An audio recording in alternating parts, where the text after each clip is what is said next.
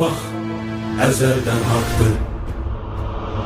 Haqqı gücsüz bilib, gülmək günahdır. Gələcək cəzanı çəkməyin vaxtı. Hesabı axırda kəsən millətəm.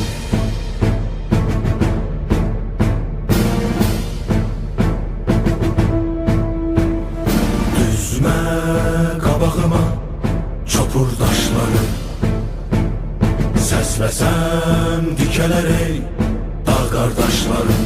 İstəsəm tarixi bir də başlaram. Mən durğun həyatdan bezəm millətəm.